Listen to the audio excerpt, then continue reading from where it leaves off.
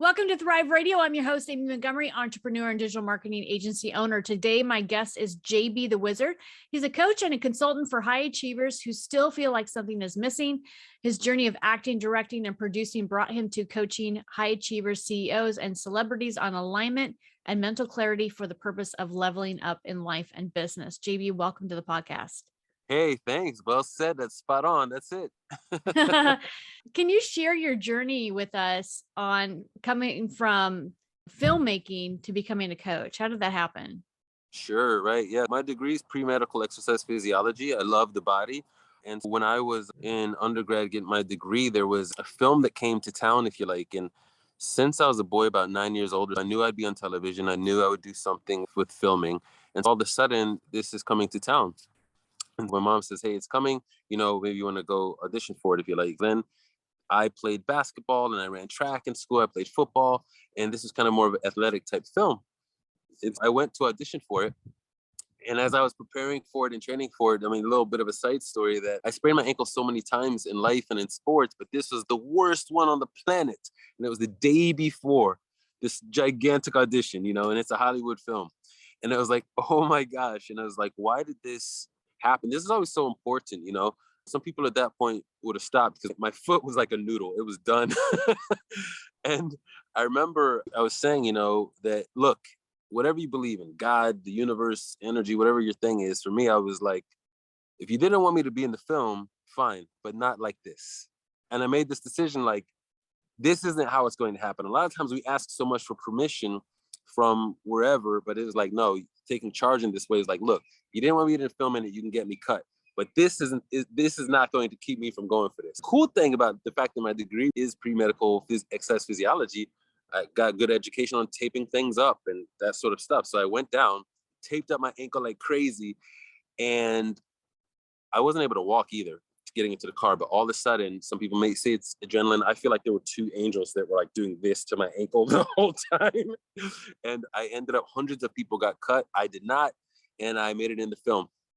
And I got the call, like I was in biochemistry, which I did not like that class at the time. And I got this call back. I was walking with a buddy of mine, name is Wade. I haven't spoken with him for a little bit. And it said, come down on Monday for hair and makeup. And it was like, what? You can't get more Hollywood than that, hair and makeup, And it's like, I did it, And then I ended up meeting the director, Mike Tollins. And then it was a film called Radio with Cuba Gooding Jr., Ed Harris, Alfre Woodard, and Alfre Woodard's in C right now, all of these different things. And then from there, I went back to an agent that didn't want to be my agent at first. And then he's like, yeah, okay, I can represent you. So then I got him as an agent. And then I started to do commercials and things like that. And at that point, I didn't know anything about theater at all. But I heard from film people that they would make comments about theater, and theater people would make comments about film. So I said, I'm going to find out for myself. So I went and auditioned for this theater play, and I didn't know anything. And I ended up getting cast as the lead. And then I got cast as the lead in 4 of the shows. And I never memorized lines. I didn't know anything about anything. So I was like, I have 2 options. Either this will be so horribly embarrassing and I'll forget everything and nothing will work, or I'm going to make this thing be remarkable. so like the next day, this is like years ago. Yeah. Next day I drove to Barnes and Nobles. I went to the acting section. I sat down on the floor. And I just was going through all of the theater books and acting books and learning everything in like 6 hours of just boom, boom, boom. And it ended up going super duper well. I didn't drop one line at all. It just went wonderful. It's powerful. And from there, I went to another theater, another theater. And I kept going, finished my degree, moved out to, this is the whole journey, moved out to Oklahoma. And I knew I wanted to direct. I knew acting was good, but I knew I wanted to direct. So I found the director of Children of the Corn, which is a film from back in the day, and then the producers of the Godfather trilogy. And I went to them. I found out where they were, and they were teaching. So I knocked on the door, klop, klop, klop, and that's German, knock, knock, knock. And I said, I want to be director, and I want to learn from you. And he said, okay, come to my class. And I was like, okay. So then he just let me shadow his whole class, and I met all these other students and film degree people. And then there was a way that I viewed film and I thought about film and acting. So I started asking questions. And after class, these students would come up to me and they said, the way you spoke, will you be in my film? Because it was like there was a way I was thinking that was interesting to them. So then I started getting cast in all of their films. And then from there, I wrote a film with one of the people I met, wonderful, wonderful guy named Travis. And then that went on to go on a television appearance somewhere. And then at a film festival, we won like best or nominated for best family picture, something like that. It was pretty cool. And then I continued to do acting. Then I started to teach acting, this whole loop, right? In like agencies and places like that. During this time, I was still doing exercise physiology and training some people. So at that point, I connected with some real estate moguls, and I ended up training Miss America. There's a point to this alignment thing. Whatever I was doing, I always was going to the top, whatever it might be, because that was my goal. Like you with your curiosity, like, okay, great. What's the top here? What's the top here? Whatever it is, let's see what's going on. Same thing with medicine. There's a reason I stopped that path, which we can talk about. But anyway, I got another agent and I ended up getting in Prison Break on Fox. And then I ended up getting cast as a resident actor at a theater. There are tens of thousands of actors and they would only cast 4. And of the 4, 2 of them were men and 2 of them were women. And I was one of those 2.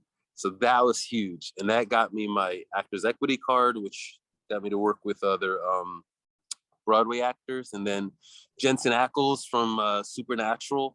And then Lou Diamond Phillips, who won the Tony for The King and I. I was actually just messaging him just the other day still. So like the relationships go long.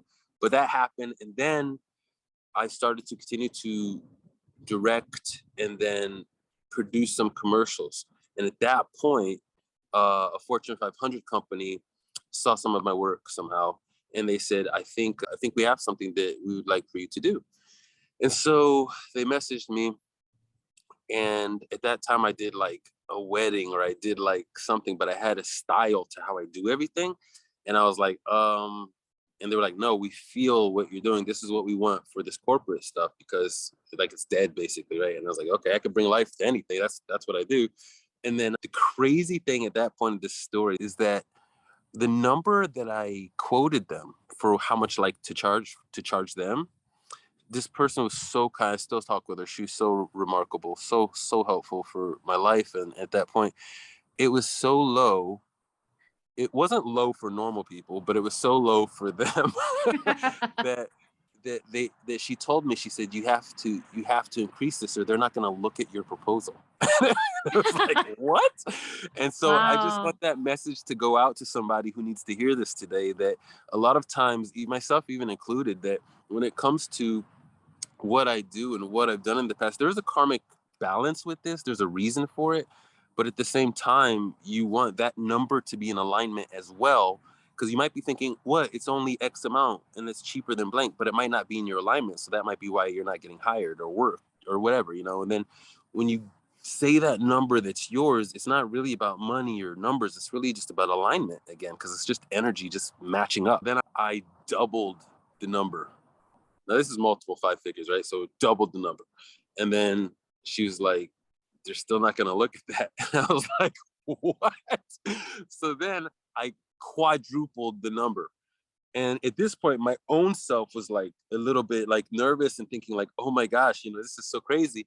And the wild thing to this story part is it was myself leveling up. It was myself going through this expansion to be capable and comfortable with these numbers and this amount of energy, that most people they don't go through the discomfort. So then they stay where they are because it feels comfortable. But even this morning, I did something so, me and my wife, something, it's not stupid, but so pushing always the boundaries, because that's the way to level up. And so just going through that extreme discomfort helped, and then guess what, it still wasn't quite high enough, so I had to raise it again. So it's like, what? And at that point they ended up choosing it. Okay. And it was like crazy. And then that was like, oh, okay. And so from there, I traveled across North America, and I was making these films and things, and I was working with a hired Academy Award winning cinematographers that were on like Jay Leno, and they were my crew now. People who worked for Lucasfilms, stuff like that. So then and for the most part, it's not that I didn't know what I was doing, but I didn't, I didn't, but what I do have is the same thing that happened when I twisted my ankle. I will get it done, and it will be done very well. And I will be either the best at it during the learning process or after. Either way, I'm gonna bring myself to the top. So I did. And then that went super duper well. And at some point, I realized after we did that, I said, as a director and as an actor, people think acting is pretending. Acting is not pretending. Acting is telling the truth. Whenever you see acting that a person who doesn't know anything about acting thinks sucks, it's what they're seeing is they're watching a lie. When no one goes to the movies to watch somebody lie. We all go to the movies and we all watch on the Netflix to watch an honest, actual story happening where you're like, oof, embarrassed by something that happens. You're embarrassed for the character because in that moment, the character is in that moment. So as an actor, your real job is to be completely honest, completely authentic, and be completely in the moment. So as a director, my job is to help people be completely honest, be completely authentic, be completely in the moment, and to feel safe with me. So one day I was driving up to Philly. I love Philly, it's got a great energy there. And I said, how can I do the core of what I do without all of the noise and distractions? Like if I were to remove the camera, and I were to remove the editing, and I were to remove the cinematography and the lighting and the mics and all of the other stuff that goes, and battery charging, all of the stuff that happens when making a film, what would I be left with? It would be left with me and another human and me helping them to be authentic. So then I says, and at some point I heard is like Warren Buffett probably, and he says the number one skill to have is public speaking. And he said, because the number one fear is public speaking. So then I was thinking, whoa, hold on. I've got a lot of experience with public speaking. I've performed in front of thousands of people on stages and on camera and in all of these different situations. I'm quite an expert there. So if I were to help people with public speaking, the real thing that all that happens is I help them to be authentic.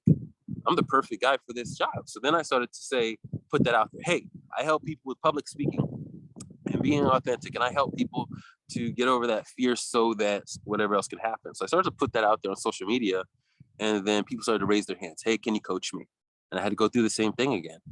How much do I charge? What do I do? Do I know what I'm talking about? How do I feel about this? And I had to find my own alignment with that to realize I'm amazing at this, and it's like, even if it looks like this is helpful to people, you're doing something different. You're typically never, ever really doing anything different. It's like people watching Tom Hanks.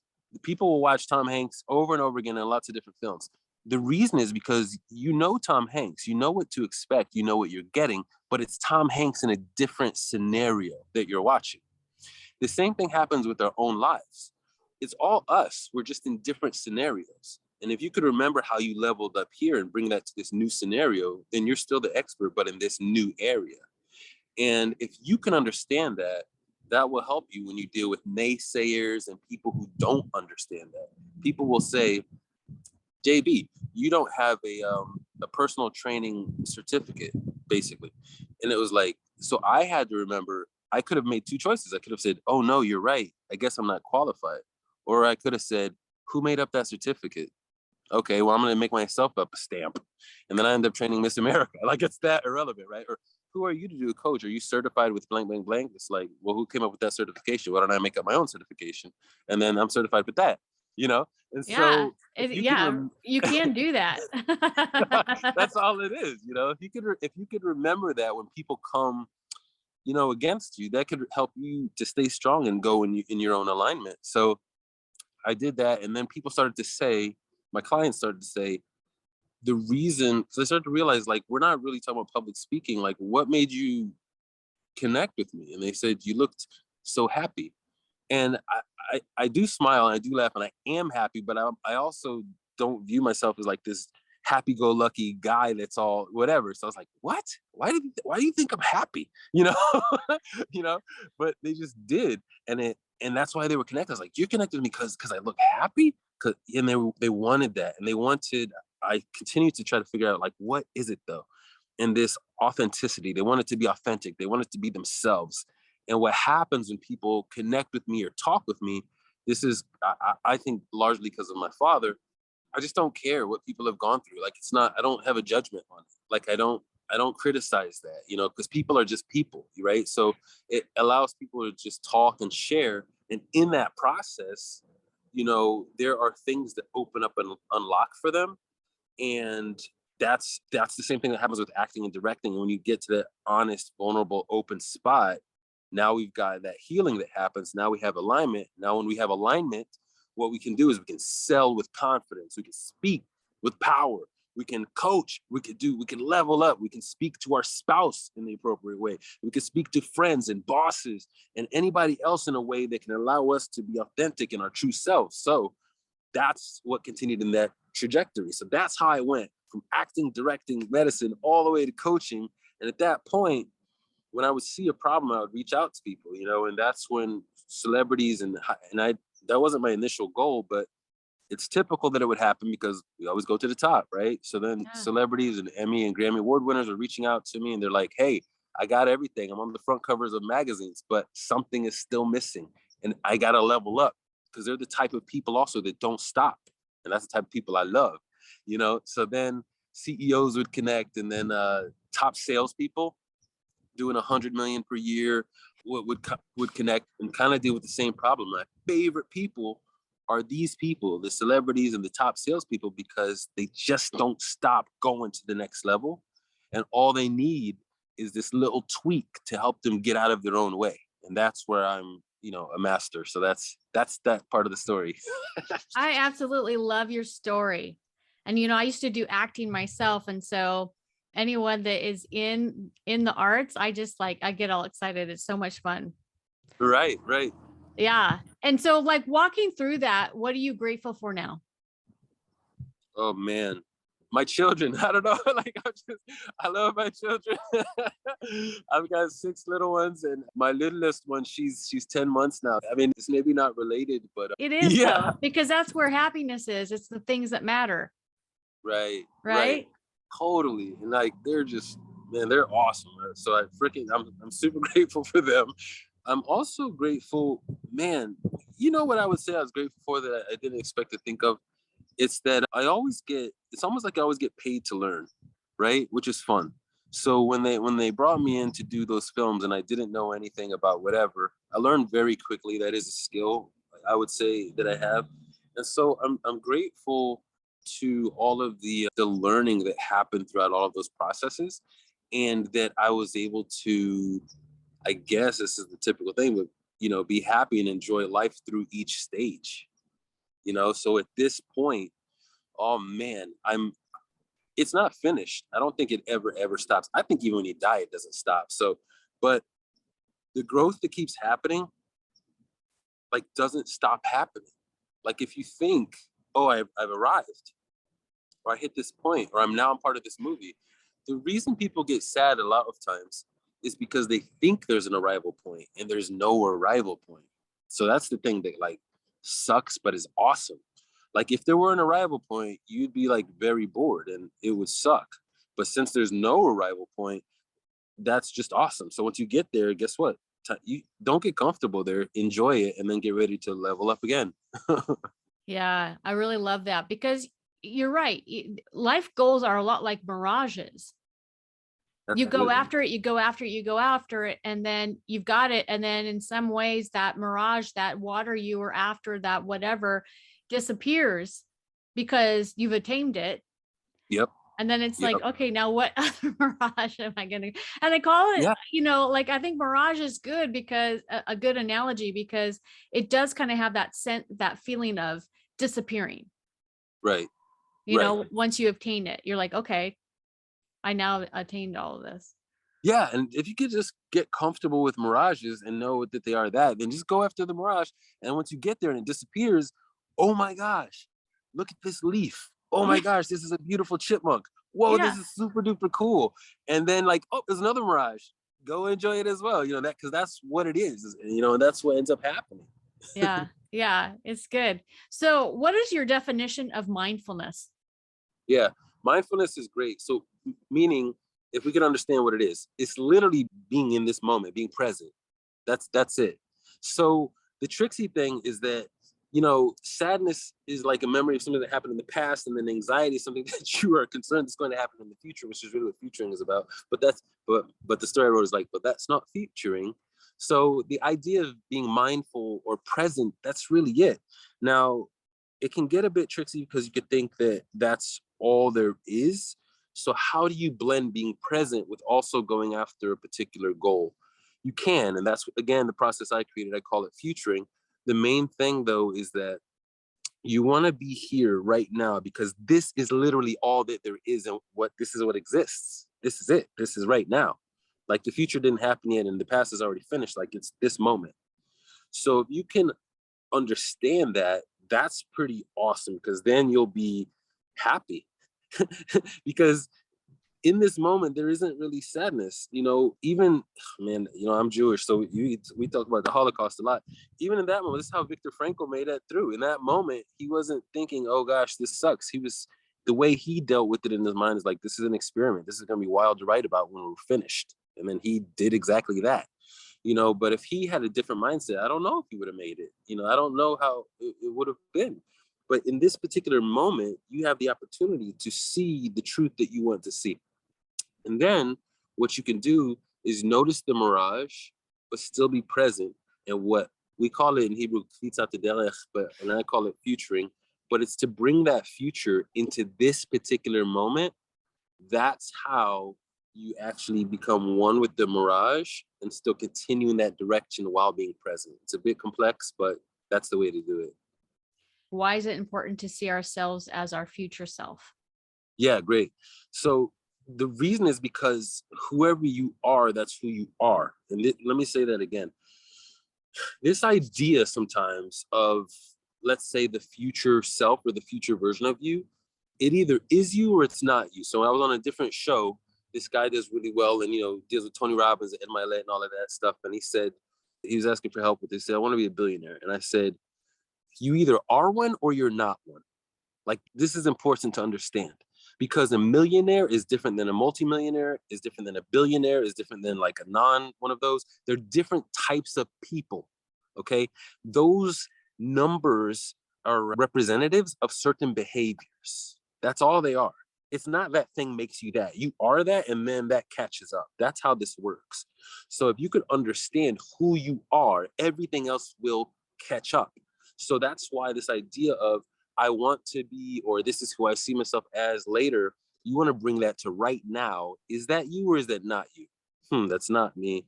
Who am I? And as that process happens, you begin to become that thing you thought was over there. And when that happens, that's a form of you bringing that future to this particular moment. And then from this state, when you are that person that you are, that you thought was further ahead, but is currently right here, then you begin to live, everything else begins to catch up to you. That's powerful. Why do we feel like something is missing when we achieve a lot? And you kind of touched on this already, but. Yeah. A lot of times this cool phrase of achieve a lot is tricky because what does that mean? What does that mean? So typically this idea of achieve a lot is someone else's measuring stick. So if you're using someone else's measuring stick that's not your own, your own, it's not going to work. It's not going to work because it's not really your measuring stick, right? So somebody else, if you've accomplished becoming a producer of a big show or an actor in this big thing, or you've made X amount of dollars, or you got a new position at this job, but that's not who you feel you are, that's not your alignment, but everybody else sees and thinks it's great and you should be happy with it. The truth is, are you happy with it or are you not? Is that you or is it not? If it's not you, you will not feel satisfied, no matter what. If you made $10 million and you're supposed, and who you are is at $100 million, you're not going to feel satisfied. And then you might have some conditioning that makes you feel like you're being ungrateful, but screw the conditioning. Screw whatever else is saying that and figure out what the truth is. Because at this point, it's not about dollars. It's not about achievements. It's literally about you living the reason you're here. You came to this planet for a reason. If you do not do that reason, you will feel like something is missing. How can someone practice mindfulness daily? And especially when you're in an environment, a high stress, high achieving environment, how do you practice mindfulness in that? The simple way, the fun way, is you want to bring something to that environment or in that moment that makes you happy, that you like, period. A lot of times for me when I'm working with clients is I find out, what happened or what did they enjoy when they were a kid. I skateboard every day. Skateboarding for me started when I was like 9.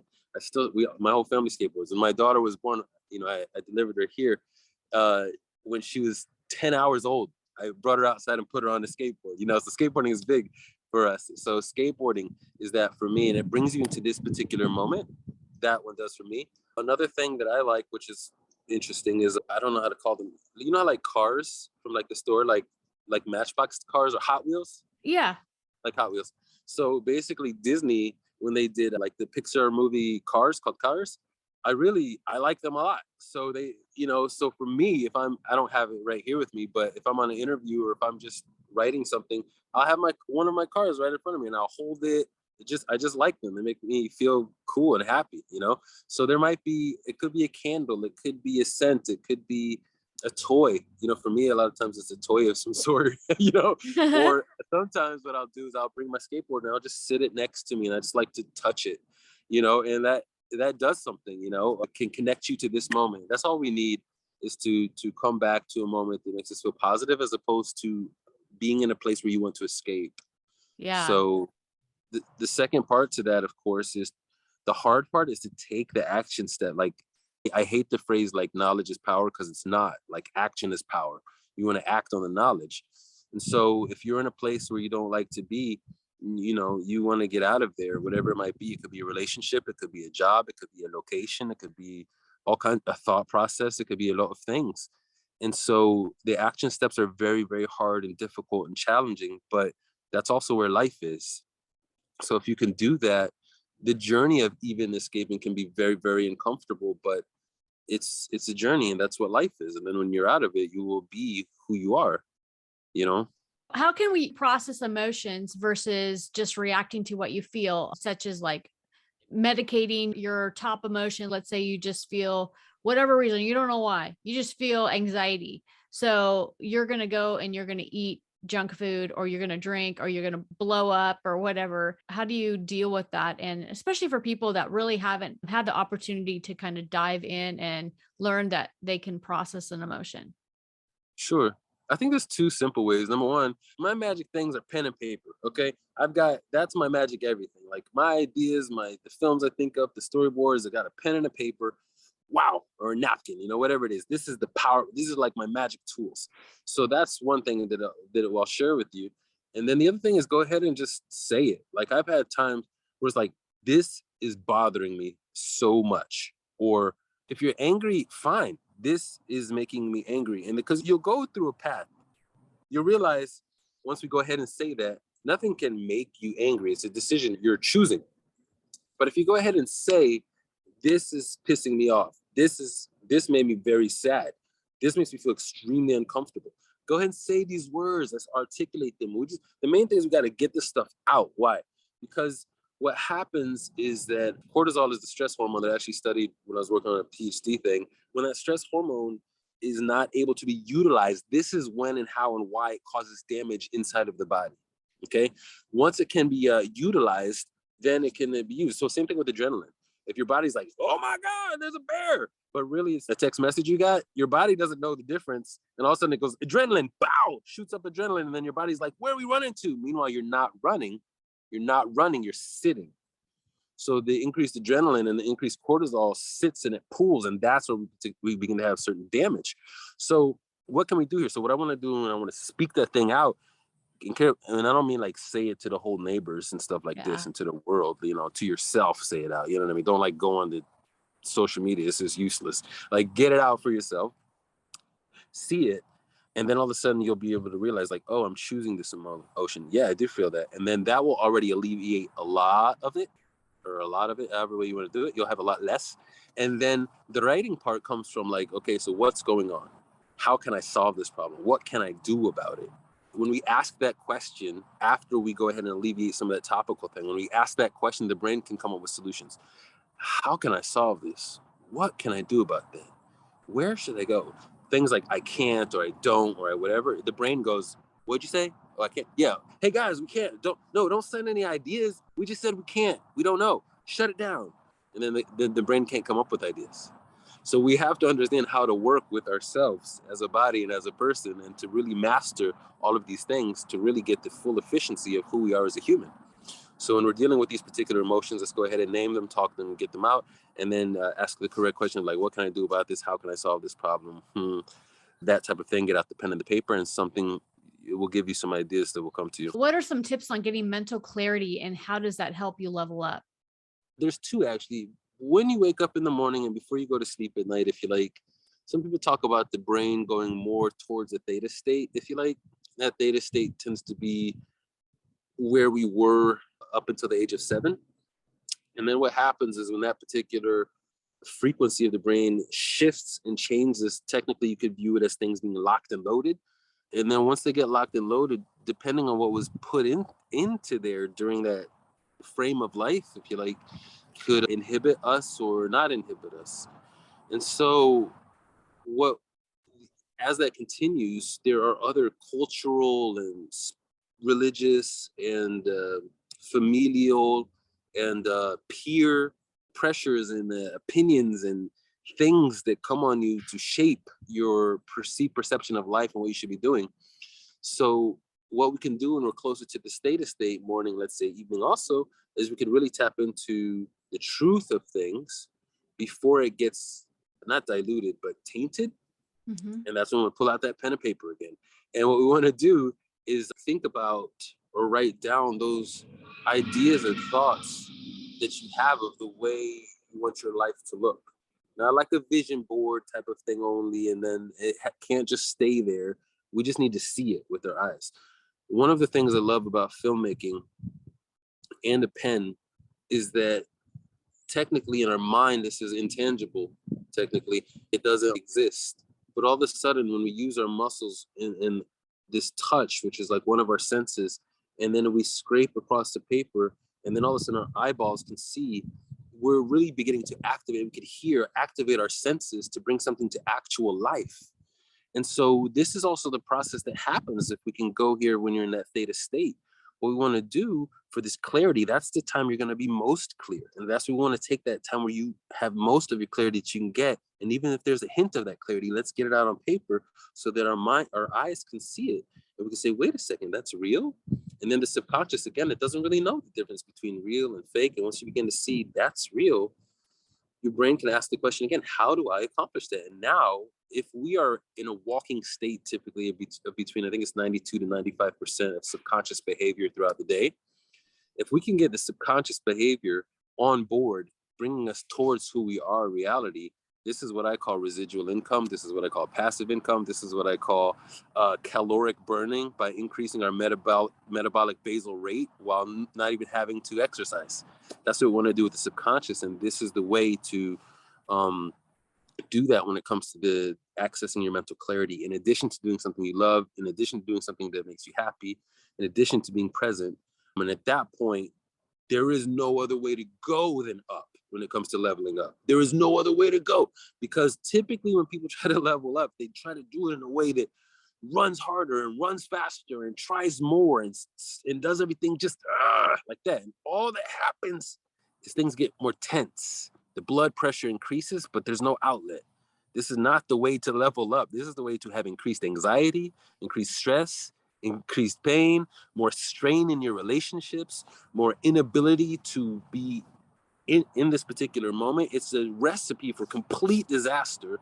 And then what happens in the mind sometimes, once you experience that anxiety one time, you think, oh God, I don't want to level up because that was horrible. So then people want to stay here and now they perceive leveling up as 80 hours a week instead of 40. They perceive it that way, so they begin to shoot themselves in the foot. The real answer is to get on a different pipeline, increase the efficiency, use the 80-20 Pareto's principle, do 20% to get 80% of your results. And this is the way, with the whole subconscious stuff and writing at that particular time, that we can level up with a lot less tension. You've also gotten into NFTs recently, and this is something that's new. Some people know about it, some people don't know about it. And you and I were talking about this a little bit. There are people out there that don't understand it because they think, I can just take a screenshot of an image. Why is it valuable? So do you want to share a little bit about your journey with NFTs? Yeah, NFTs are beautiful, beautiful, beautiful, and I love them so much. I've been, I'll use the words, interested and highly educated about crypto since way before ETH was invented. So this is like this is a long time. So at this point, when you introduce this expression of that particular world, you are, I guess, it's become more popularized, if you like. So what's happening at this point with these NFTs, it doesn't matter that it means non-fungible token, because that doesn't mean anything to anybody either. But typically what people see them as is pictures. My profile picture is that in LinkedIn and everything like that there. What does it mean? Really, it is a picture, but because it is, don't want to get too technical, but because it is, let's just say, on a particular blockchain is also confusing. Basically, this picture has a lot of secret hidden codes written into it, like a lot of numbers, if you like. And if you take a screenshot of it, you don't have those numbers. You have a topical layer. It's almost just like looking at somebody on the outside and thinking they're pretty or handsome, but not knowing who they are as a human. This is like taking a screenshot of a NFT. You don't know who the NFT is on the inside, okay? And on the inside is what matters. On the inside is what we have hidden in there, these contracts. There are contracts that are in there. They execute with certain behaviors. So if you have a picture just thing on the outside, you can't do anything with it, and it is not valuable at all.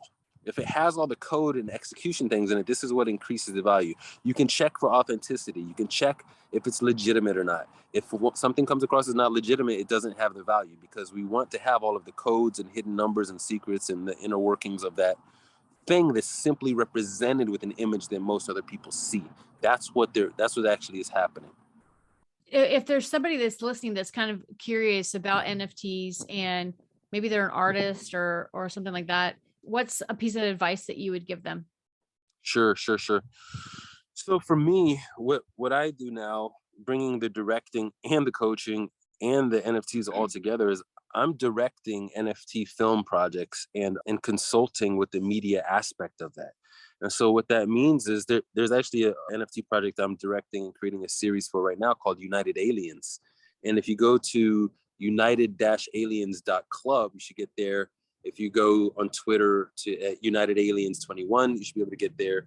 But this, you're going to notice images. Behind those images are numbers, the whole information. But behind all of that, there's a company. Behind all of that, there's a person with a vision. There's a person who's wanting to accomplish something with what we would call a collection. So, like, the rabbit hole gets deeper and deeper and deeper and deeper. If someone wants to draw pictures and create art, what you can do is create that art, but you're going to want to also connect with a developer and someone who could write the code for that, so that you could put it into the NFT, blockchain, so that other people can purchase it. This is the way to get into that world. Most of the world operates in Twitter and then on Discord, right? So there's so much to learn. There's a server that I have. I wonder if it goes to it. I think it does. Just connect with me at The Wizard is Real on Twitter, or JB the Wizard anywhere else, like LinkedIn, Instagram, Facebook. Those are all JB the Wizards. And so if you go there, get to the Discord server, go to the Twitter, that sort of thing. One of my servers kind of walks through what NFTs are, and then how to get in that world a little bit more. But for the most part, again, there's room for everyone. What you notice in this community is a very giving community, and I find it to be very passionate, project oriented, and impacting the world in a lot of it will change the whole world, no question. But in a lot of ways, that's actually there's a lot of charities associated with this. Almost every project donates to something, like tons and tons of money to something. So that's the way to go. If you're an artist, you can draw connected to what we call like the metadata. It'll be on the Ethereum blockchain or something else, and that's the pathway to go when it comes to that, if that makes sense. There's a learning process there, but thank you for sharing with us about that. So let's talk about some of your client success stories. Some that are on the website, like they'll say, this is how I got the name The Wizard, is because different things would happen that like didn't seem to make sense. That's what Charlie messed me. Basically, A lot of times I guess money is related, but money is energy. So once you get into alignment and once you're clear on what your purpose is, then it can come. If the money would come when you're not in alignment, it's almost like speeding up a car that's not in alignment. And the steering wheel will shake and then it gets dangerous and you get into a wreck. So sometimes we're like, I want money, I want money, I want money. And then it's really like a gift from God that you don't have it yet. you know? And Yeah. it's like, then once you get into alignment, then there's more of a clear flow. So I tend to notice that one of my clients, man, he's doing well before, like I said, with the magazines and stuff, but the speaking rate was not where they wanted it to be. And then I don't remember where he wanted it to be, but then we got it to 30, 40, 50, 60,000 where it was not there before. It was still great, but like just multiples greater. That happened. Feelings of acceptance happened. I get messages on verbals for $1 billion in funding where that was not even present before. That's pretty crazy one. The ability to leave a particular job and to do what somebody wanted to do. That's another one of my clients where he actually just posted publicly about that. I'm saying things that are publicly okay that people can Yeah. post, Yeah. you Of know? course. Like I was able to stop doing what I didn't like that I hated for 10 years. And then now I'm doing what I love. And then, the money's coming in a lot easier than it did before. Like I said, some people were dealing with 7-figure changes. One of my clients, the bank account got super crazy low and then a few like crazy, crazy, crazy low. And then, I won't say how low, but just crazy low. And then a few weeks later, it was a few months later, it's probably 2 months later, $5-6 million deal closed, that wasn't there before. And just to know where to look. I always feel like people are like sitting on this is constantly, you're always sitting on your money. You just don't realize it. But the bigger things though, is I love to work with people who they are doing well already, but what I like about it is that to themselves, they're just getting started.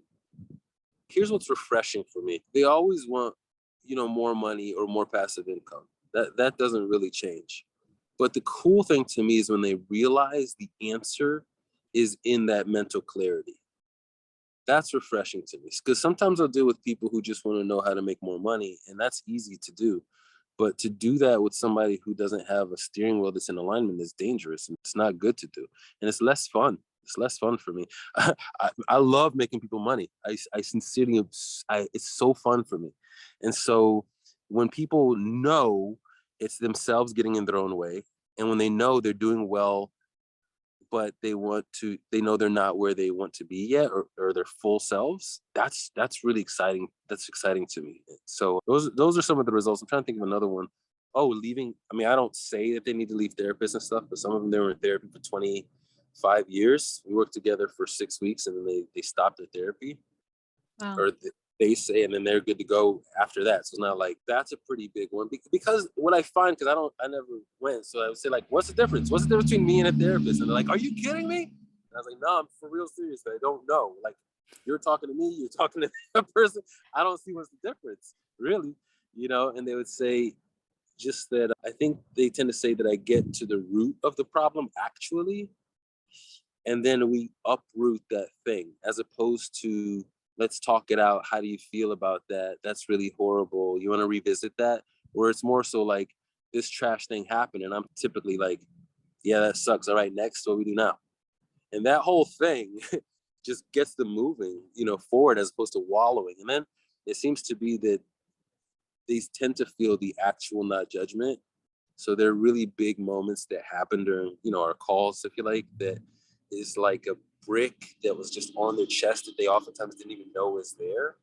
It's stifling every part of who they are and know in their core to be.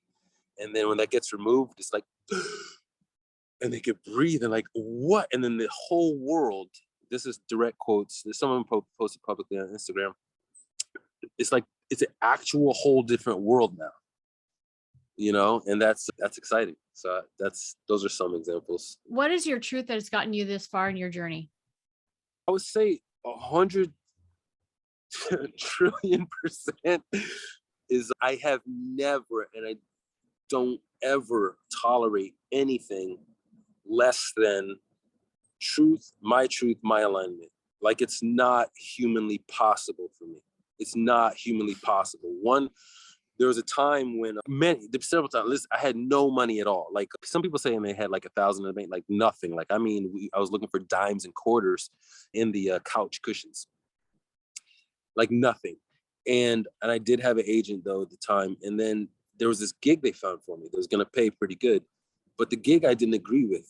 It just felt like it wasn't in my alignment. I didn't want to represent that. It just didn't feel right, you know? And then I didn't do it. And it wasn't like me being all like, I'm going to stand up. I just was like, yo, I can't do that.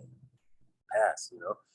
And that has created extremely difficult and challenging situations for me.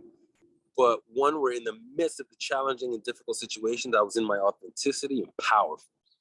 Since I have constantly acted in that way, in all of those horrible situations, in these higher up situations, I've built that muscle up, right? If a person is offering me a very large amount of money, but I could feel that something is off, no. And it doesn't, if you don't fix this problem when you're here, you're going to have the problem when you're here. Yeah.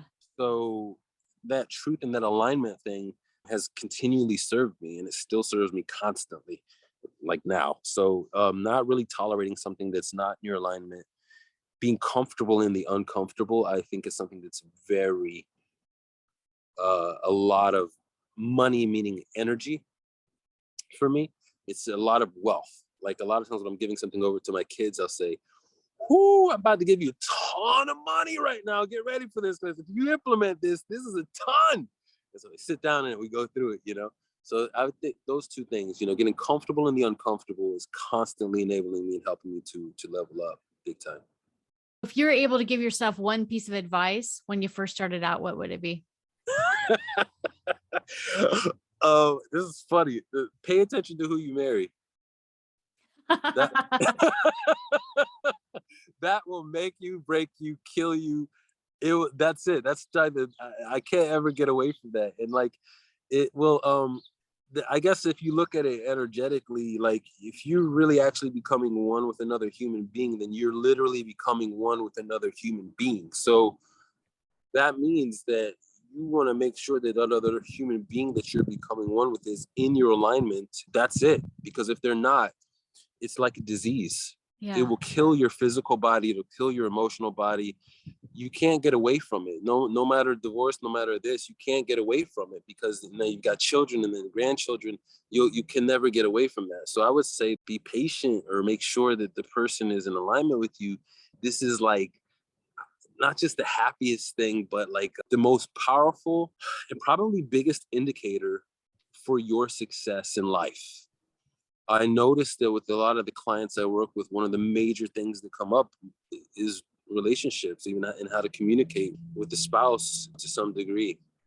So that'd be my number one, and then closely following that is that you already have the answers. You already have the answers. You just need to quiet the noise so that you can acknowledge the answers you already have, and then of course the third step is take action on those answers. So that's how I would say that. If someone is listening right now and they would love to work with you, what's the best way to contact you? Yeah, go to jbthewizard.com and then click on schedule a call. I think that's the best way. JB, thank you so much for coming on and sharing your expertise today. Yeah, thanks for having me. This is a long time waiting, and I'm so happy we were able to do it. Our first call was so good. It wasn't recorded, but like it was such a great conversation. So I'm so happy we were able to do this. Yeah, I'm really glad too. And if you're listening, you want more information about A Call to Thrive, you can go to acalltothrive.com. Thank you, everyone, and have a wonderful week.